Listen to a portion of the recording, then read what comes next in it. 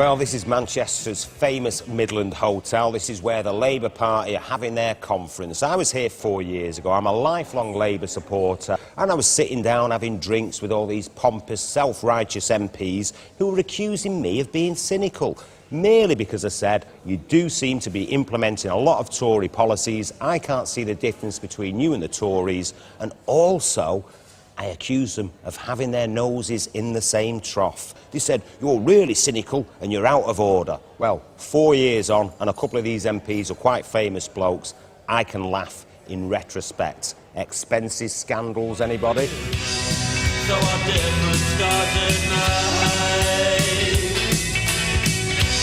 So our different scars at night. And now, of course, with this credit crunch, what is it? Oh yes, the poor to bail out the rich. I mean, what's the narrative of this modern morality tale? Oh yes, very rich bankers make billions for their bosses by gambling like drunks at a race meeting, but then of course if they lose, as they have, well, don't worry, because who'll pay for it? Not them. It'll be the unwaged, single mothers, the disabled, the poorly paid. But what I want to know with the Labour Party and as a Labour supporter is, where are the howls of outrage from that place? Where's that kind of righteous anger? But no more apologies, no more. Well, here it is, less than a mile away from where all the Labour Party conference delegates and MPs are. Over there is Hume. Behind the Sharon Gospel Church there, that's where I grew up, that's Old Trafford. Over there is Whalley Range, and over here is Moss Side. Now, this is the heartland of Labour support in inner city Manchester in the south. And I tell you what, these people will tell the Labour Party what they really think of them nowadays, and it might be enough to have them choking on their ciabattas and spitting out their skinny lattes. I'm so sick and tired. I mean, one of the things that we're talking about is this lack of social mobility. When you look at the gap now between rich and poor, it's the widest it's ever been. And that's after 13 years of a Labour government in power. That's right, yeah. So why do you think that is? I suppose it's down to the fact that Labour turned from old Labour to new Labour, and it was all about their social mobility rather than, you know, the people that actually voted for them. There's no one worth a vote, to be quite honest, because they all say the same thing and they do nothing. Everyone can do the talk, but they can't walk the walk, and it's as simple as that. What they need to do is embark in our community. We're all here steadfast, and I think it's really important with Miller Band, this band, or Backyard Dog Band.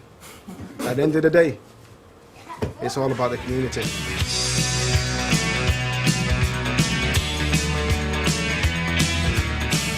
And here's another question that I'll ask you.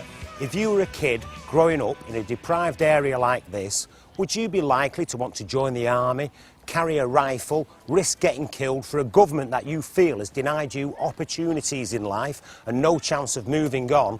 Or would you think, I'll carry a gun and sell drugs? At the end of the day, the rewards are greater and there's probably less chance of getting killed. When you look at the area I grew up in, there are intelligent, ambitious young people living there. But what realistic prospects do they have to get on in life? Where is the equal opportunity society and meritocracy we were supposed to be building? And so what has the Labour Party got to offer us now? A few pretty Oxbridge-educated faces, enough to insult the intelligence of any working-class voter. We've got social problems in this country that are enough to send a shiver down the spine of any Labour Party member, if they actually had spines. The thing is, Labour got into power as the historical representatives of the working class party. Once they went through those doors of power, they became just like the Tories. And I don't think Mr Miliband, as a new leader, is going to change any of that. When it comes to all things politics, I think George Orwell nailed it in Animal Farm when he said, the creatures looked from outside. They looked from pig to man, and man to pig, and pig to man again, and it was impossible for them to tell the difference between the two.